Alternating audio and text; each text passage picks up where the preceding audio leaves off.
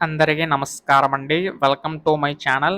ఆంధ్రప్రదేశ్ రాష్ట్ర వ్యాప్తంగా ఉన్న అన్నదాత సుఖీభవ పథకం సంబంధించిగాను మనకి రాష్ట్ర ప్రభుత్వం అయితే మనకి ఈ యొక్క 20,000 రూపాయలు రైతుల ఖాతాలోకి జమ చేయడానికైతే సిద్ధమవుతుందండి.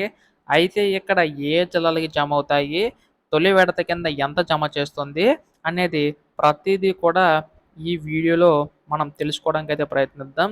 వీడియోనైతే పూర్తిగా చివరి వరకు అయితే చూడండి. అప్పుడే మీకు సమాచారం అంతా కూడా తెలుస్తది. అంతకంటే ముందు కొత్తగా ఎవరైనా మన ఛానల్‌ని చూసినట్లయితే వెంటనే కింద కనబడుతున్న సబ్స్క్రైబ్ బటన్ క్లిక్ చేసి సబ్స్క్రైబ్ అయితే చేసుకోండి.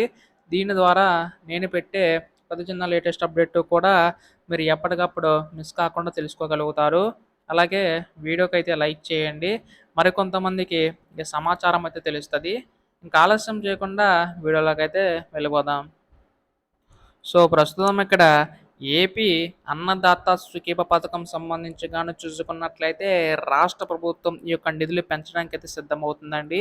అయితే ఈ యొక్క నిధులు సంబంధించి గాను చూసుకున్నట్లయితే రాష్ట్ర ప్రభుత్వం ఎప్పుడు పెంచబోతుందని చెప్పేసి చాలామందికైతే సందేశం అయితే ఉందన్నమాట.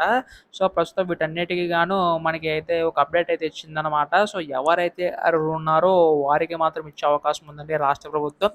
అయితే ఈ యొక్క నిధులు సంబంధించి కానీ చూసుకున్నట్లయితే 20,000లో కూడా మనకైతే రాష్ట్ర ప్రభుత్వం తొలి విడత కింద మనకైతే నిధులనేవైతే విడుదల చేయబోతుందండి.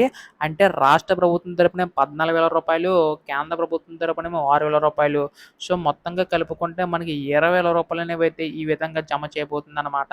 అయితే మనకి కేంద్ర ప్రభుత్వం మనకి ఎప్పటిలాగానే ఈ యొక్క పీఎం కిసాన్ పథకం సంబంధించి 3 విడతల నిధులనేవైతే విడుదల చేస్తుండగా మనకి రాష్ట్ర ప్రభుత్వం కూడా పీఎం కిసాన్ మాదిరిగానే మనకి 3 విడతల నిధులనేవైతే విడుదల చేయడానికైతే సిద్ధమవుతుందండి.